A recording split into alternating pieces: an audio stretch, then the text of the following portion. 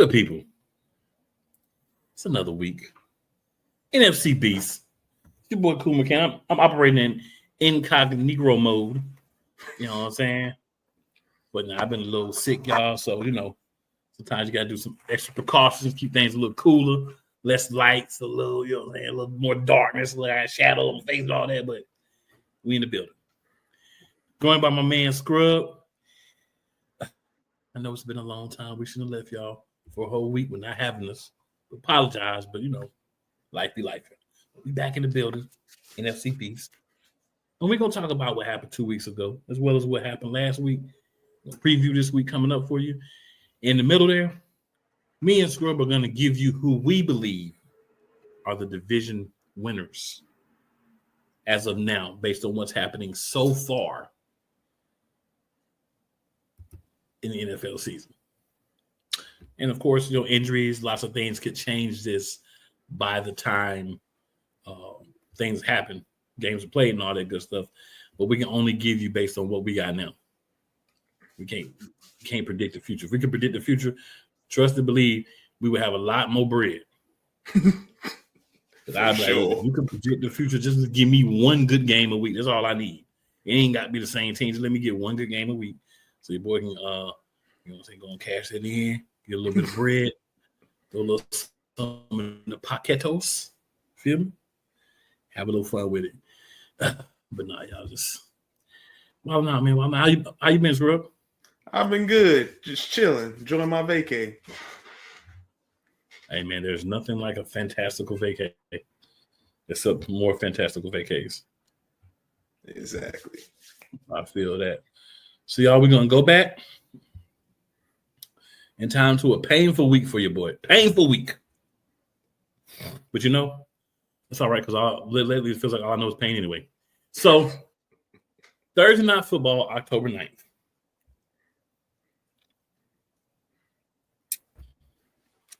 Philadelphia Eagles go into the worst stadium in football, in my opinion, the worst turf in football, in my opinion. I know they got new turf, but it's still worse. It's just better worse.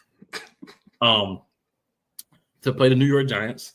And Jackson Dart and Cam Scatterbo decided to basically use the Eagles to make a name off themselves.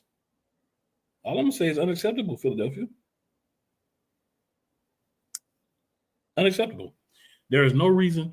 And I'm not saying that Cam Scatterbo is not a good player. I'm not saying Jackson Dart is not.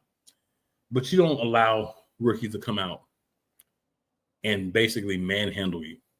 And I get there were some injuries to the Eagles secondary, but that's why there's this crazy thing called depth. If you've watched any episodes of the Eagles Elite in the past, 4 years I've been doing it, however many years, one of the things that you know is Cool McCain strongly believes in depth. Cool McCain strongly believes that if you want to be an upper tier team, right, and it depends on where you're at, because there are some teams, and no disrespect to my man Scrubs Giants, there's a building. So when you're building, you're trying to get those top tier guys in, and then you're trying to fill in behind them. But if your expectation is playoffs, championship games, trying to go back to back in the Super Bowl, get Super Bowls, depth is important because you have injuries. So if you tell me a team only got one corner in week 6, that's a problem. One good corner, that's a problem. But if you watch this Thursday night football game and you laugh at the Eagles, and you should have, because if a team comes out and executes the way that we did in that game, they should be laughed at.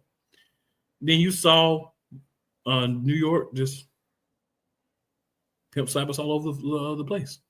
Ain't no excuses. Ain't no, we ain't had this, we ain't had that. It don't matter what we did or don't have. 17-34, unacceptable. Unfreaking acceptable, Philadelphia Eagles. If that's the kind of effort we putting out there, man, what are we doing? Unacceptable. But kudos to the Giants. I don't ever take away from the team that wins. But if I'm talking about my team, I'm looking at like what I expect, what I normally see, and what I saw. Now, some of that you could argue with the Giants defense. I mean, we only put up 17 points. So I can't really argue against that either. All I can say is very disappointed. And as I said in the chat, kudos to my man Wizel Hefe. Kudos to Scrub Zero. And kudos to them Giants fans that, was like, yeah, we got the win. We feel good about it. We happy. Those who wanted to try to sneak in my inbox and, pop off a little smoke. We'll see if he's in there after Sunday. We'll leave it at that. Scrub, your thoughts, sir? I thought it was the most complete game the Giants have played in quite a while.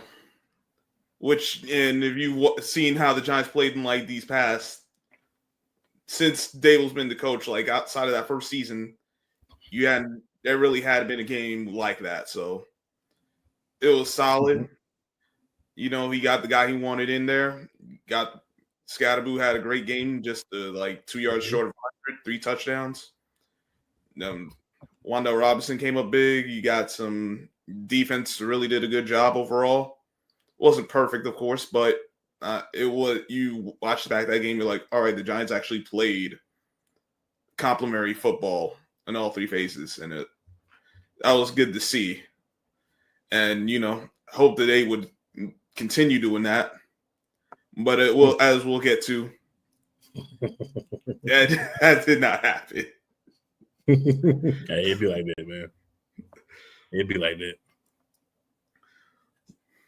All right. So the next game on the docket, October 12th, which was Sunday, was the Dallas Cowboys coming to Charlotte, North Carolina. And I just want to say this. Giants fans, Friday, Saturday, Sunday morning, you're giving me a hard time.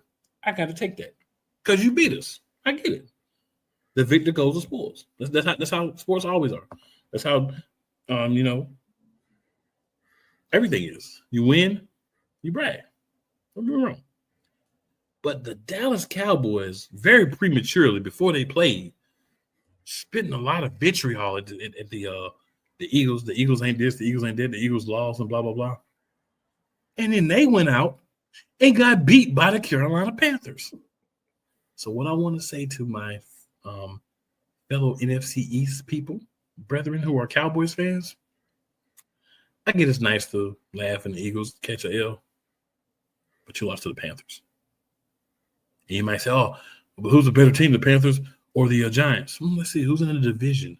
Who sees the team twice every year? Who you like, okay, that upset, not the way it happened, but the Giants was eventually going to beat the Eagles. It's been a while since the Giants beat the Eagles.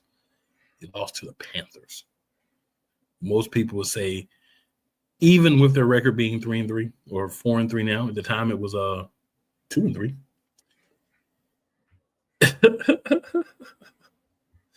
Great job. But I do want to say Dallas, I tease Dallas a lot, and that's kind of like what happens. But from a purely analytical aspect, what I will say is Dallas's problems are clearly on the defensive side of the ball. Offensively, they're gelling very well and playing very well this year, except for when they played the Eagles in week 1. I'm going to throw that out there. Head-to-head, 0-1 Dallas. But I think that the Panthers they had everything going. Rico Dowdle, and let's not forget, Rico Dowdle said before this game that he was coming. Oh, and I'm going to say pause beforehand. Oh, he can't pause. So I thought it was well played. I think the Panthers showed us a little bit more than most people, including myself, expected them to. I picked them to win this game, but I didn't expect them to be able to put up 30 to win this game. So kudos to the Panthers. And Dallas is a team that doesn't have the right defensive identity. And Gerald Jones did this to y'all. Whenever you lose your best defensive player for the season, a couple of weeks before the season, you haven't had a chance to really do things without him, and then other injuries and some positions not being as stacked as they need to be, depth. This is kind of what happens. It was enjoyable to see the Cowboys go down after all the vitriol and smoke and trash they were talking about the Eagles. It was enjoyable to see them lose, but it was also, even in a vacuum, impressive to see Carolina come out and Rico Dowdle does for the second week in a row just dominate. So shout out to the Panthers. They winning some games and they're doing some things. What's your thoughts, Scrub? Listen, I picked the Cowboys to win, so I was pleasantly surprised to see him lose. Shout out to my boy Christian because he was clowning on him the whole game because he was a Panthers fan and he gave up on the team before he came back to him, and now he gave up on them again to go to the Cowboys, and then they ended up losing. Like, you was the problem. You were the reason why the Panthers was losing. I just gotta give him a hard time. But I mean, stick with it. Yeah. In all seriousness, though, listen, the Panthers looks like they're finding their identity. They're finding, all right, this is how we need to go about our plan of attack offensively to win games. They've done a good job with that. We'll get to the Week 7 game in a bit, but Rico Dotto ran all over him, over the Cowboys defense. Bryce Young made some good throws. He controlled the offense, and the Cowboys just couldn't get that one key stop when they really needed to. And that, in a game like this, that's usually what it ends up coming down to. Can you get a stop? And unfortunately, the Cowboys couldn't get that stop. Dak's been playing good, but it just wasn't good enough, because when your defense is that challenged, it's a lot of pressure on the offense to have to score every time. And sometimes you actually do your part, but you don't get the ball last, and you don't get the ball last. You end up with the result you do, 30-27. Yep. Works for me, though. I want to see the Cowboys lose every game. And then Monday night, October 13th, we had the Chicago Bears march their happy selves into the Commanders Stadium and handle business against the Commanders 25-24. So if you are a Giants fan, this was a week of celebratory celebration for you, because every other team in your division caught an L, and you won. The Bears showed a lot of poise. The Commanders let this game stay too close. If I remember, this was a Mariota game, right? Marcus Mariota was the quarterback. No, Jaden Daniels actually played. Well, this is the one Jaden came back. Okay. Yeah. Can't remember which one it was. Because the games running together because we missed last week. Yeah. The problem with, I said this about Jaden Daniels. I love Jaden Daniels, even though he's a Commanders quarterback, because I like what he can do. The problem with Daniels, in my opinion, sometimes is just the mentality can be good and bad, right? He's a guy, he's going to run, he's going to throw, he's going to do it all. And he's going to take some hits that you don't want your quarterback to take. And those can build up over time, especially when you're just coming back from an injury. And I just say that in order for him to be the quarterback that everybody believes is going to be, his best ability is going to have to be availability. And we're going through that. Are you going to figure this thing out, take your licks, and understand, or are you going to be the guy that's always beat up? And I'm just curious to see which one Jaden's going to be. But I think that he has the ability to be that guy that can get things done. And I really hope he does, because I enjoy seeing good quality quarterback play, right? I even go as far as to say right now, I shout out Dak. Dak's playing some good quarterback. They're not winning games because of defense, but Dak is not the problem. And I'm not one of those people that's like, oh, it's Dak, blah, blah, blah. But hey, you still got to win games. But these are two teams, Dallas and Washington, in my opinion, that if the quarterback play can hold, and then vice versa. So for the Commanders, the defense continues to just be good enough, and the quarterback play and the offense can hold, they're going to be good. For Dallas, you're going to have to continue to be offensively very strong and hope the defense can do just enough or not mess it up based on where you're at right now. So just two teams that kind of look the same, but also some differences in how they play.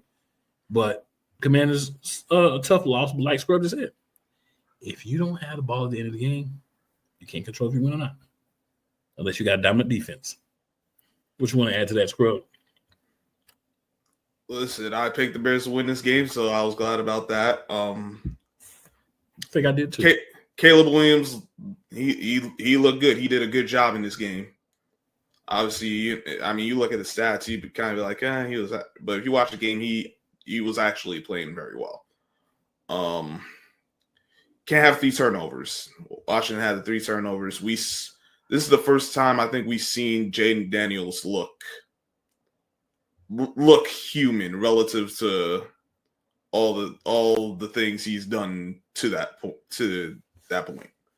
Right, and that's what made me not be able to remember. Well, like I know he had the game where he played bad, but I know Mariota had a game where he played bad too. So, but yeah, he looked like a second-year player, and to the point of availability, as a coaching staff, you got to help your quarterback out.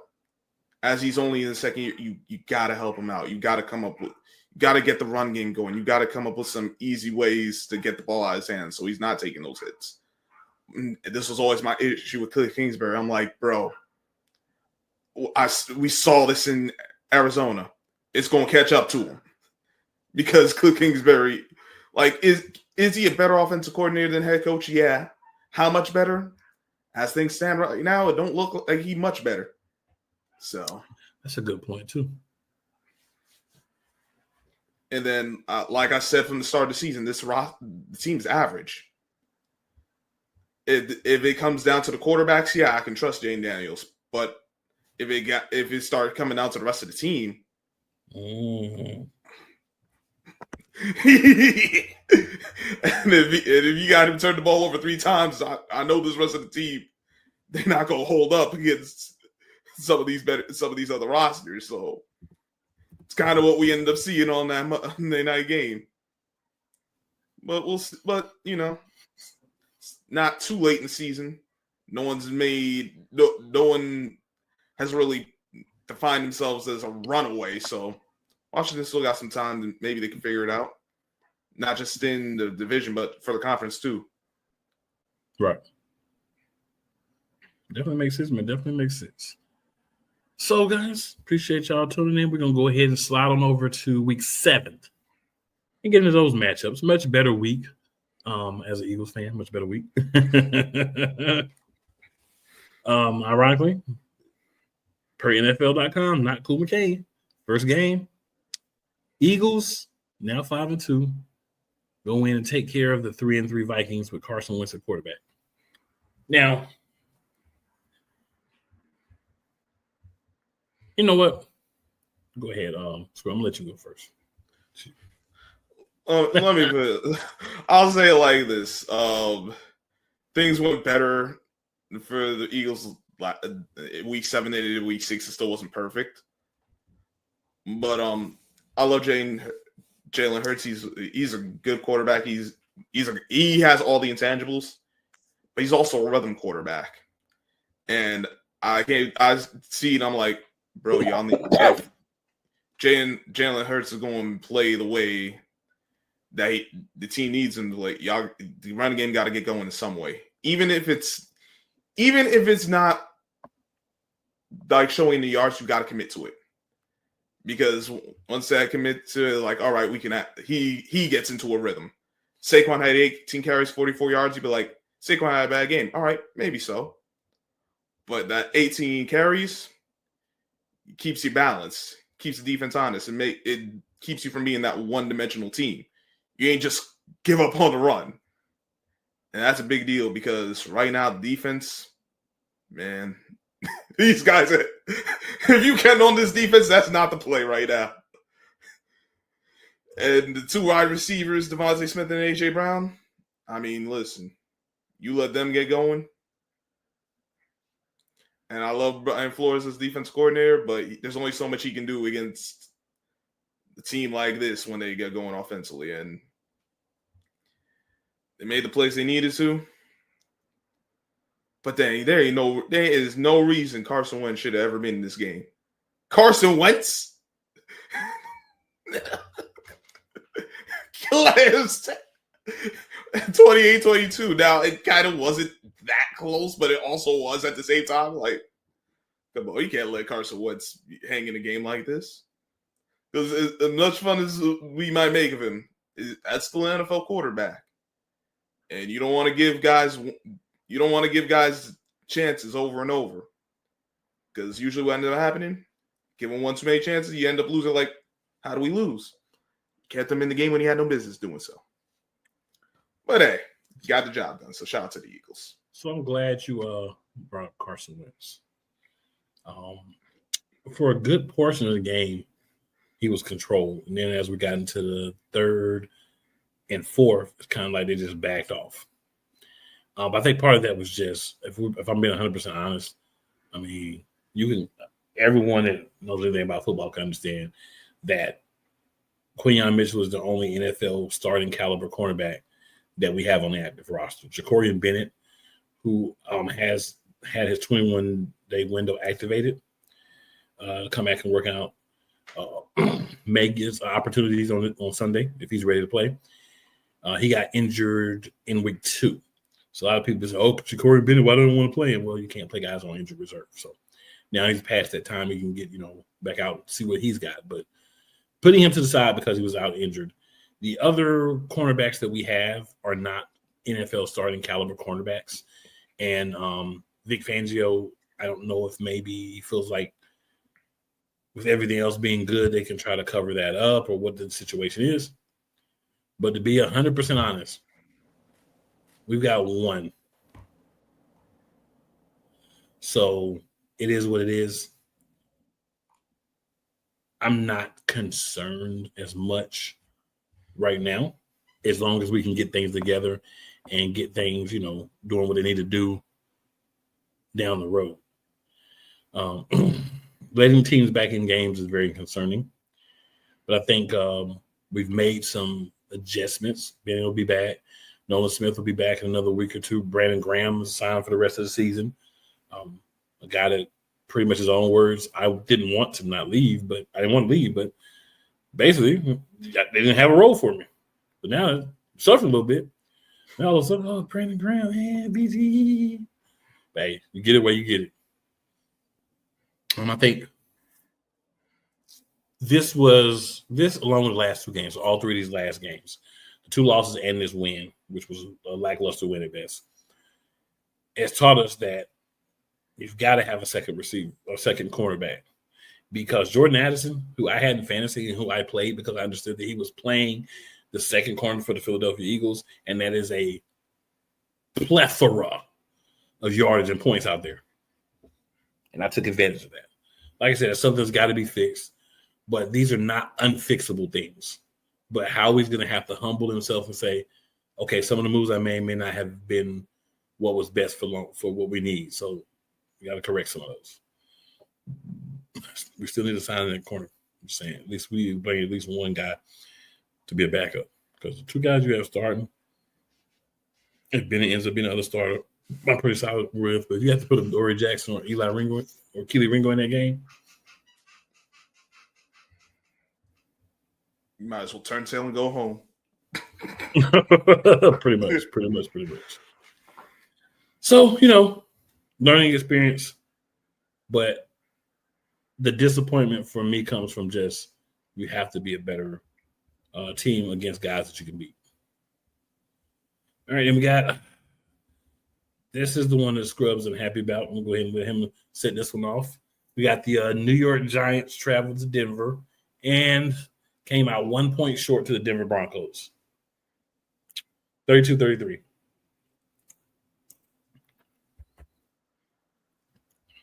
This loss, this one, I hadn't seen a loss this bad from the Giants specifically since 2010.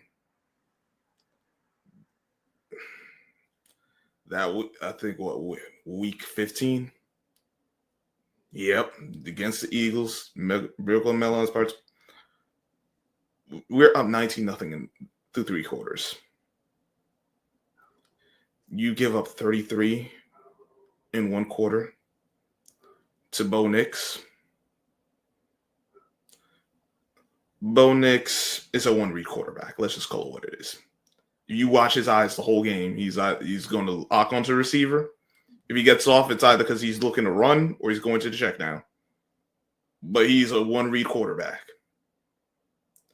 So the fact that the Giants let the Broncos get those 33 points, that's a coaching issue. That, there's no other way to put it.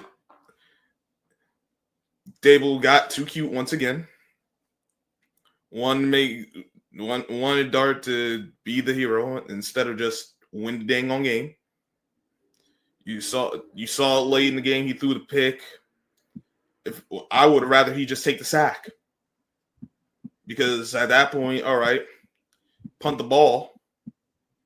Now they gotta really go. Now you can't give up a quick score, because you know what's the fastest way for any team to get back into a game? Quick scores and turnovers. Yeah, and I personally don't think they would have had enough time to win that game if we punted the ball as opposed to that pick. But it happens. But I knew the game was going to be lost, so I'm like, all right, Giants score. Cool. I'm still going to give it up, because this is what they do. Because they're another team that's had a history of giving up big leads in games, and, we haven't been able to get this stuff sorted. And every time it feels like, all right, we one step forward, 2 steps back. I'm tired of it. But you know what? We're at the point where, listen, this continues happening. The Giants will have a new head coach and GM after the season. So you might end up getting what you want from what you don't like to see. Exactly. I think the Giants, for me, there's a little bit of a hangover with the big win over the Eagles. And I'm not trying to walk around like, the Eagles are the greatest team ever. But I think when you beat a team that just won a Super Bowl, you haven't beaten in a while, you got up for that game, I think you just expend a lot of emotional energy, a lot of young guys in key positions. And they just let their foot off the pedal just enough to give Denver the opportunity and for them to be able to, take advantage of it. I do feel like I would agree with you in saying coaching is part of it. I would also add some execution, because there's several times where, it's good, it goes without saying. I just want to put it out there for the people, you know what I'm saying? But, execution, you always have to execute 100%. And a lot of times teams have a problem with that, especially young teams who have a really great game, and they kind of changes how they feel about what's going on with the season. I'll put it like that. But I think Giants are a team that I'm looking at now with Dart, with Scatterboo, even though the way he's playing, they ain't going to last about 5 or 6 years. They have a buzz about them. They're a team where you can look at now and be like, all right, this is a team that might be a young up-and-coming team. They're not there yet, but they at least have a few things moving in the right direction, whereas before you're just kind of like, it's the Giants. So at least there's some positivity coming out of everything. But if I'm a Giants fan like you, screw up, I get it. Right? I get it. Cool, I'm not even going to lie to you. This is kind of how it started with Daniel Jones. And we saw how that ended. Oh, Lord. No, understand. It's just when you say Daniel Jones and how it started, I'm like, ooh. But remember, Daniel Jones had that great game his first start. Right. The first season, there were ups and downs, but you felt good about it. And then there was just no stability. They kept flipping coaches. His play went into the tank. Yeah, 4th year he actually turned it back up, but you go away from what make the strength of what your quarterback and your team is. And I've seen this roadmap before, and I feel like it's the same thing, because Daniel Jones coming out was an RPO quarterback. Jackson Dart, RPO quarterback. I don't think he has as strong as arm as Daniel Jones. I don't think he has a lot of intent. He got a lot of energy. He's got some heart to him, but there are things about just where his game is right now. That's not to say he can't improve, but it does give me concerns of how it went with Daniel Jones. And I fear it might end up going the same way. I will say this. I spoke to a couple of my boys that are Giants fans. When y'all got Daniel Jones, they were all like, oh, Lord, 4 or 5 years of crap.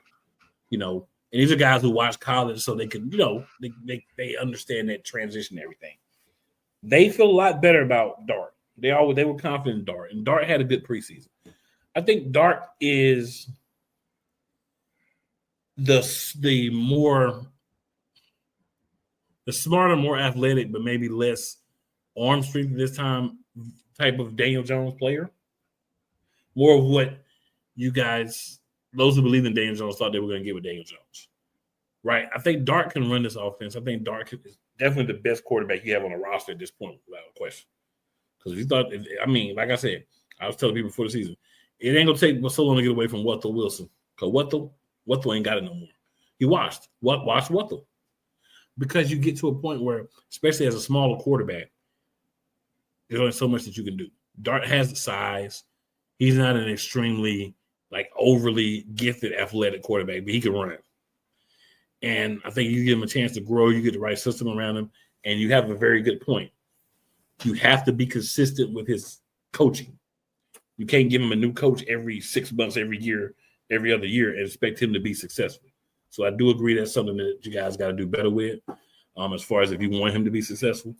But I think Dart is, to me, head and shoulders better than Daniel Jones in your system and what he has right now. Now, if we don't go into what's going to happen in the future, you never know, because the talent's got to stay in all that. But I think it's just more Dable has the guy he wanted, because as much as I don't want to admit it, I see Daniel Jones out in Indianapolis, and they got a better, but think about Daniel Jones' first year with Dable, and look at him in Indianapolis. It doesn't look too much different. Yeah, and then he's walking into a better situation. You already got wide receivers, you already got defense, you already got an offensive line, you already got a running back. You're just plugging yourself in. And I remember when we did the first episode, when we were talking offseason, I said Daniel Jones is a genius. Daniel Jones found one place that he could go to have everything but a quarterback. Let me go slide my hind pops on in here at this quarterback, because the dude that's my competition is going to lose himself. I don't have to do anything to him. He's going to do it to himself. And that's what he did. Yeah. All right, so this one is interesting, to say the least.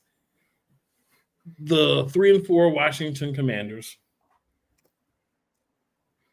went to Arlington, Texas, and got what we used to call it, got lapped on the scoreboard.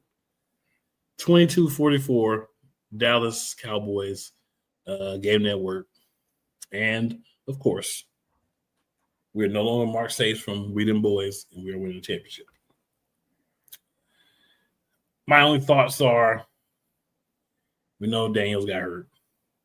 We know Mariota's just not him. But at the same time, you walked into this game expecting the Washington to have a better defense and to be able to run the ball and, control things a little bit better. Just didn't happen, right? So now you've got the 3-4 Washington Commanders who have failed behind the 3-1 Dallas Cowboys for second place in the division. It's crazy. Oh, man. Did not see that coming. What's your thoughts on that, Scrub? Honestly, you watch it, I'm not surprised with how the game went. It did get away from them, but yeah, that's fair. Remember, no Deebo Samuel, no Terry McLaurin.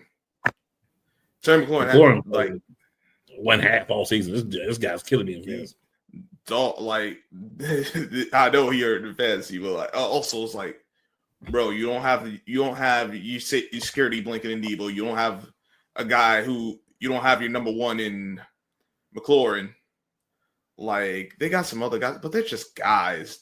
Jalen Lane, he's just a guy. That's not to say they can't play, just that they're not difference makers. They don't have any difference makers on this offense outside of the quarterback anymore.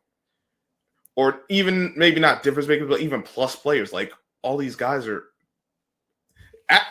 like I said, average. These are average guys. You get, and it showed Ertz and Krosky Merritt and stuff now. And Krosky Merritt, he's doing what he can, but he's a complimentary back. He's not someone you want to put it all on him. They're missing Brian Robinson clearly because you ain't got that power back no more. You miss obviously the injuries. Daniels got hurt.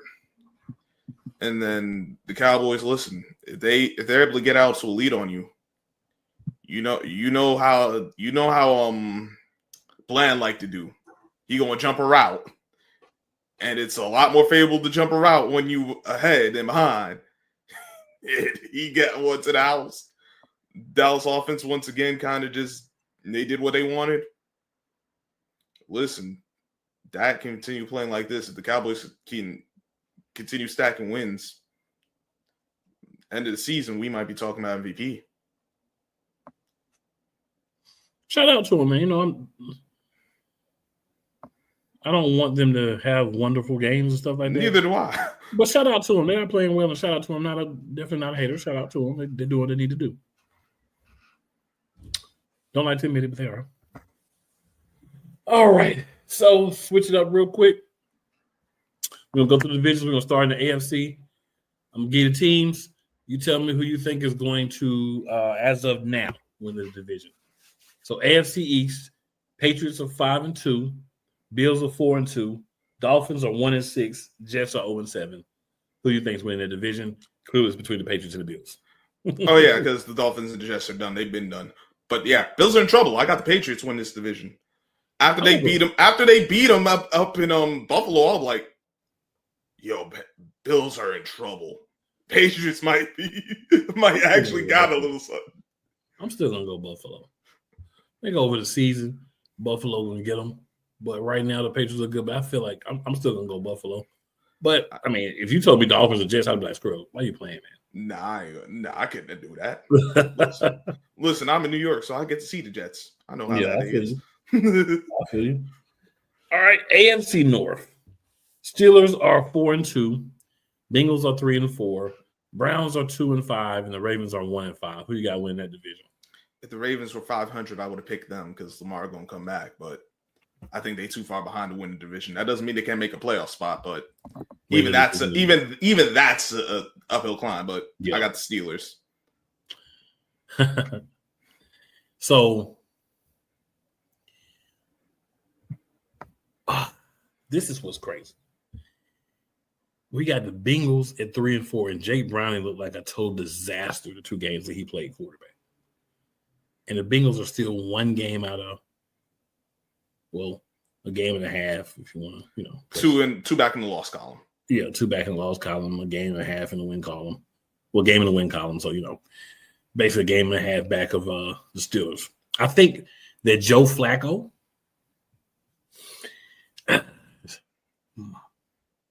I call him Plastic Flacco because it's almost plastic to me. I think he has enough juice in the tank to hold him until Burrow gets back later on in the season, probably around week 12 or so. I think Flacco can do enough to keep this team lingering at the top. And everything is going well for the Steelers, and they're still only, they don't have that much of a lead. So I'm going to actually go Cincinnati. This is wild. The only reason I'm not going Cincinnati is because I don't trust Zach Taylor. I never trusted Zach Taylor. He's another guy who don't lean on the run game enough, and who should be gone as well. Now, we talking about the playoffs. I'm 100% with you. But regular season, to win the division, I'll rock with him. The playoffs, I still won't because even some of them regular season games would be costing them, dog. They could be doing a lot. They'd be doing a lot better. I don't think. I don't think Flacco's going to be enough to save them. Yeah, but once they get Joe Burrow back, everything's good. They just got to keep themselves in there. I don't know if they can. Hey, Flacco, as long as he can throw that ball 5 to 10 yards and actually find T. Higgins and what's it called, they'll be fine. Listen, I got Jamar Chase in fantasy. I don't care if they lose. As long as they get Jamar Chase the ball, I'm good. Yeah, and Chase is going to get the ball. Higgins going to get the ball too, and Flacco's going to deliver. I was laughing when they picked Flacco, but then I saw him play against the Jets, and I'm like, I know the Jets ain't the greatest defense, but I'm like, this actually might make some sense.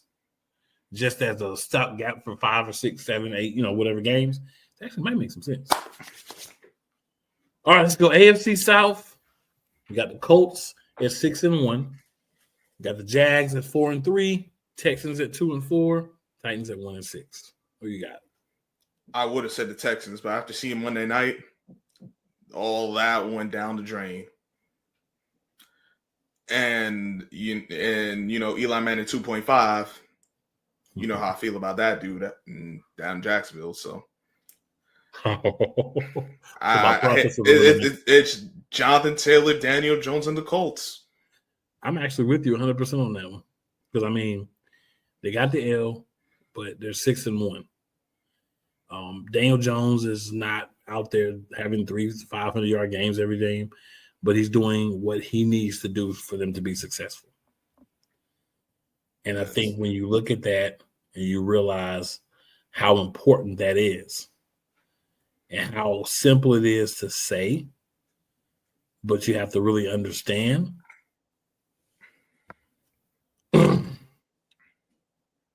Dan Jones is the right fit for the Colts. With Shane Steichen, who was a quarterback whisperer, for sure. It's the right move. Again, I give Dan Jones a lot of props, like I told you before. When he went there, I was like, ooh, he going to find his way to start. I mean, listen, as much complaints as I got about him, he's great at managing the game if you give him what he needs to manage the game. He's doing his job, and there's nothing more you can ask from a player than to do their job. Absolutely. So now we come to a division that's a little entertaining. So got the AFC West. We got the 5-2 Broncos in first place right now. We got the Chargers in second at 4-3. Chiefs tied really for second, but in third at 4-3. And then we have the Raiders at 2-5. We expected the Raiders to be where they're at, respectfully. Who do you got winning this division? Chiefs. No hesitation. Yeah, I'm going with you. Chargers, they continue throwing away games they have no business throwing away. Justin Herbert, he's a talented, he's a talented, faceless, non-playable character. NPC. He's a stat stuffer. And Bo Nix is a one-week quarterback. And they got the defense, but bro, I felt this way from the start of the season.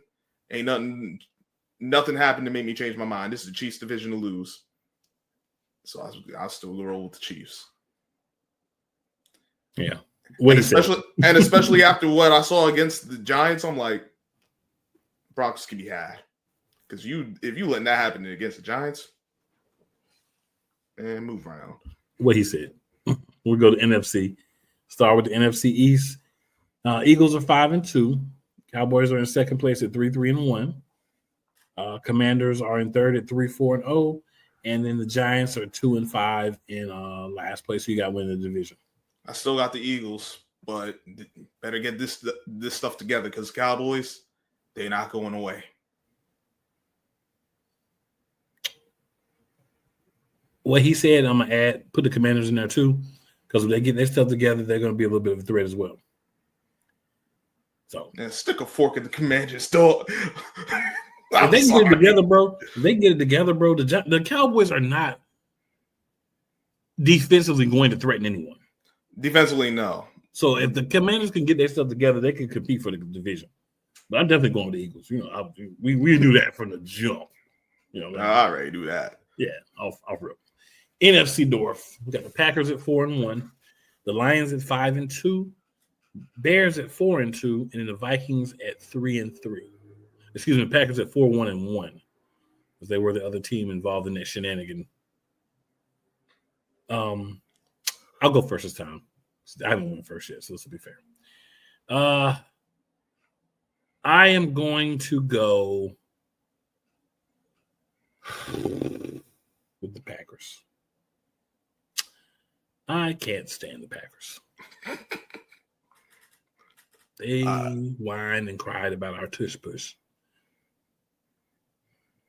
And I don't respect that type of behavior, and I can't stand them. But I have to acknowledge taking off my rose-colored glasses, and they're probably going to win that division. This is the hardest division to pick. I knew it was like that from the start. Before the season started, it's still like that now. I'm still go with the Lions. Would not surprise me if the Packers win. Heck, if the Bears continue, if they can build on the consistency, Like, I don't expect them to, but it wouldn't surprise me if they won. Like, I got 3 teams coming out this division still, so it's gonna be fun. I've got the difference is gonna be that tie in my mind. Yeah. That's why I'm picking the Packers. They're gonna end up with similar records, but the Packers are gonna be able to have one less loss and still have as many wins. I think that's how it's going to hurt them. It might hurt them. It might save them, but I think it's going to hurt them. Because that was a game they honestly should have won. It was, but they didn't do like some of the rest of us and lose a game that they should have won either. That is true. It's kind of like, I feel where you're coming from too, because in my mind, it's going to help them, but it does give them one less win that they can have. So there's that too. But I think that's going to definitely be a big factor in what happens in the NFC. For sure. Not just the division, but for the whole conference. Yeah. Oh, I ain't worried about it. We're gonna win more games because we're gonna go beat them. It's coming after the bye. South, NFC South. To me, I'm be honest. Everything to me but the East, and that's just because I'm a fan of a team in the East. I think they're pretty tight races. NFC South. That's how crazy this is. Buccaneers are 5-2. The Carolina Panthers are 4-3. The Falcons are 3-3. Of course, the Saints are Sainting. About time to go back to the paper bags. They're 1-6. Who do you have winning this division? I still got the Bucks, but their defense is not so much the front, the secondary. Yeah. And they got to play the Saints this week. And the one thing about the Saints always play them tough. Mm-hmm. So even if they win the game, they're going to get beat up. Listen, the Panthers are right there. I wish I could say the same for the Falcons, but I'm not loving what I'm seeing from Penix. Just not. I'm going to be wild, and I'm going to say the Panthers are going to win the division. Oh, wow.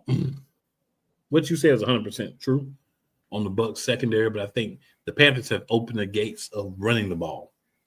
This is something that I live in Charlotte, so I'm a big Eagles fan, but I live in Charlotte, so I hear local radio all the time, and they've been crying for years. Run the ball. Dave Canales, run the ball.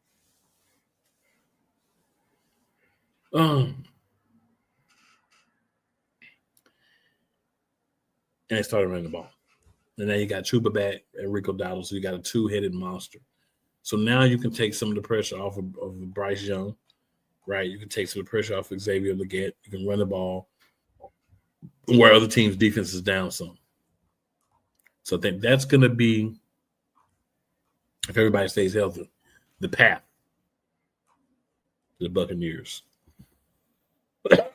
Finally losing this division to the Panthers. It'll be tight. It'll be nabbily tight.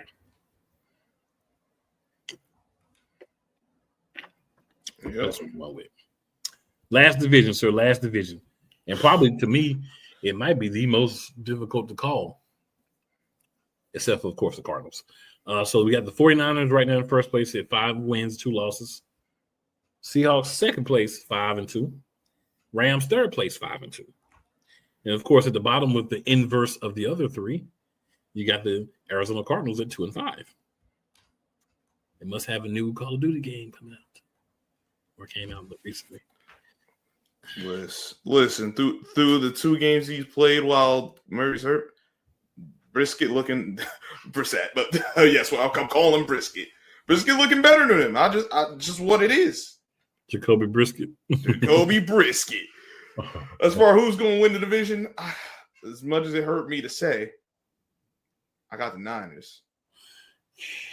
Because the thing is, if they 5-2 and they ain't got their quarterback, you know what I'm saying?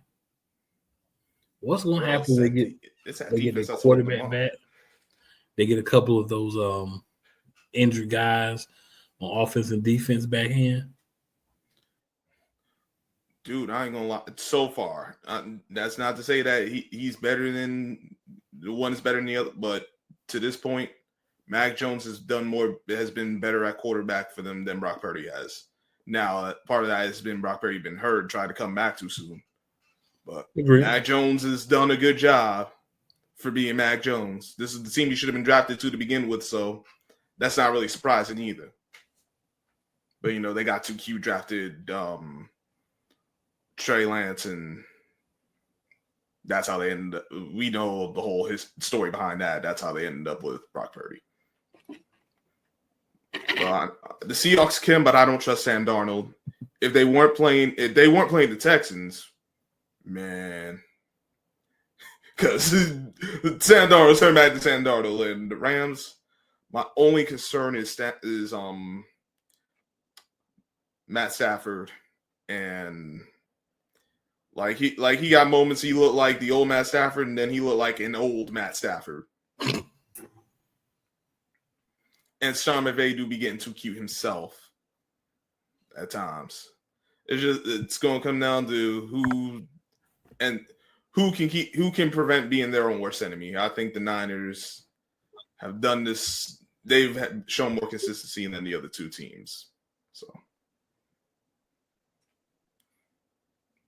but it won't surprise me if one of them other two. The old Matt Stafford and old Matt Stafford. Oh boy, I rock with it.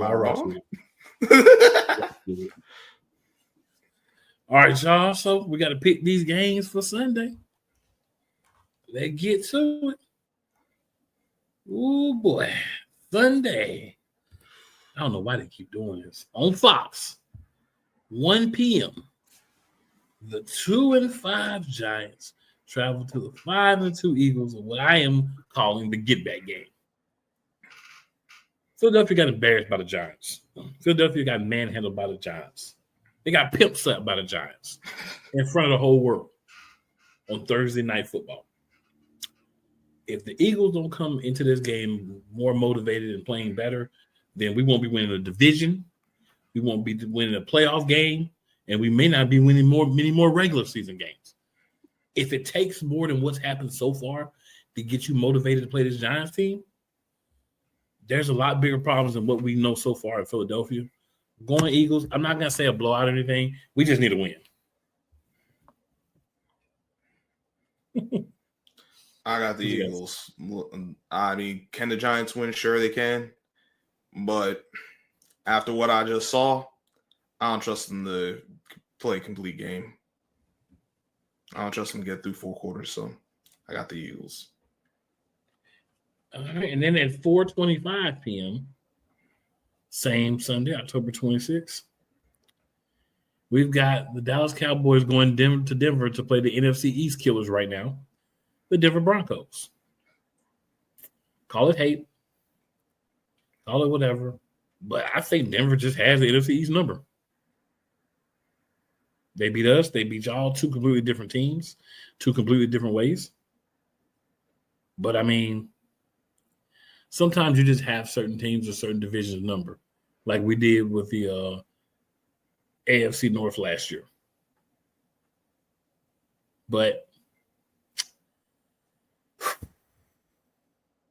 boy, I'm going Denver. Make it 3-0 so far against the NFC East. Hurt me to say, I got the Cowboys. Broncos going to have to prove to me they could actually do something. Because I haven't seen one quality win from this team, if I'm going to be honest. Like, yeah, they had to come back against y'all. That was good, but that wasn't like they played a complete game. They needed 30 points in the 4th quarter. I haven't seen a game from them where they start to finish, they like, yeah, this is a team to trust. So until they do that, I like what I've seen from the Cowboys more than I like what I've seen from them. So I got the Cowboys. Now remember, sir, Denver plays a heck load of defense. So I'll throw it out there. They can play whatever they want on defense. They're playing against they're playing against a better team right now than what they went against the previous week. Okay. Maybe they prove me wrong and shut me up. We'll see. Hey, I wouldn't be mad to be right or wrong on that one. All right, Monday Night Football, October 27th. The universe loves them some Commanders, but I'll tell you that. Washington Commanders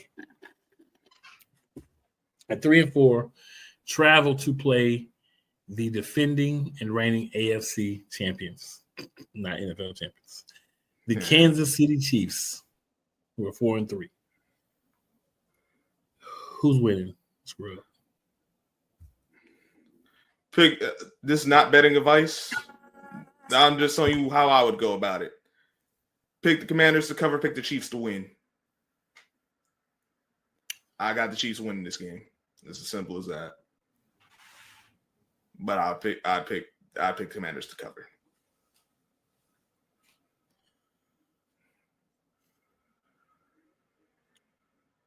There's a lot of so it's hard. Like, I just want to walk y'all through the process for this game in my mind.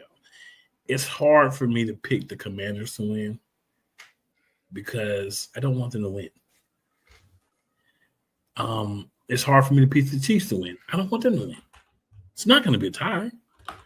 And they unfortunately both can't lose. And they both can't lose, yeah. So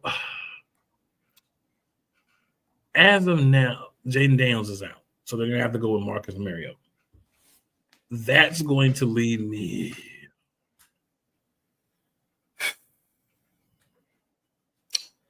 towards the Chiefs.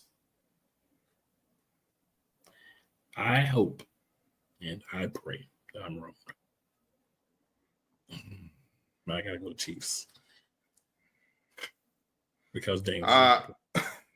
I hope the NFL changes the rule right before that game so they can both lose, but the chances of that happen, I'd have a better chance of winning Lotto twice over. So, right, oh boy, I feel it, man. I feel it. So yeah, man, we just wanted to get in here, talk to y'all, get everybody caught up. Don't forget, make sure you like, share, and subscribe wherever you're catching this at. Oh, and always remember, there's only one division that can call themselves the best in the NFL. They got some members of the division that's on some petty stuff, but facts are facts. There's only one division that team has won, not one. Every team has won at least 2 Super Bowls. That's the NFC Beast. The rest of y'all, you don't even have 4 teams that have won 1. Some of you don't even have 3 teams that have won 1. So until you can get like us, acknowledge us. The Beasts are in the East. It's facts, not fiction, baby. Anything you want to ask, Scrub? I mean, they want to or not, that's just what it is. We got the championships. We got the history behind us. So it's supposed to be about ships. So if it's about chips, we got them, baby. Got to acknowledge us. And good people, always remember, it is never where you start. It is always where you finish. And make sure that you are checking out all the wonderful programming that you can find on the BS3 network. We're blessed to be able to do this show on, as well as other places. Definitely make sure you're in every week. Definitely make sure you're checking us out. We'll be shouting out where you can find us. Me, it's always right down there. Bam, bam. You can find me without, where you can find all the stuff that I do as well.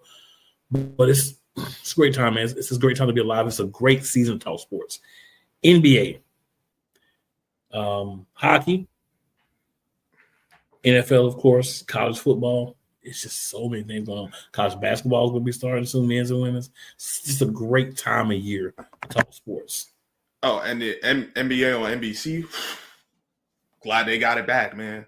That was fun. That's a whole nother 2-hour discussion. I could be part of it. Really easy. All I'm gonna say is and I'm gonna let that one go right there. Good people, we'll see y'all next week. Remember, as always, it's never where you start, it's always where you finish. Boys out. We'll be back next week. Hopefully more of the crew will be with us, but if not, we'll hold it down because it's what we do. Beasts have been unleashed.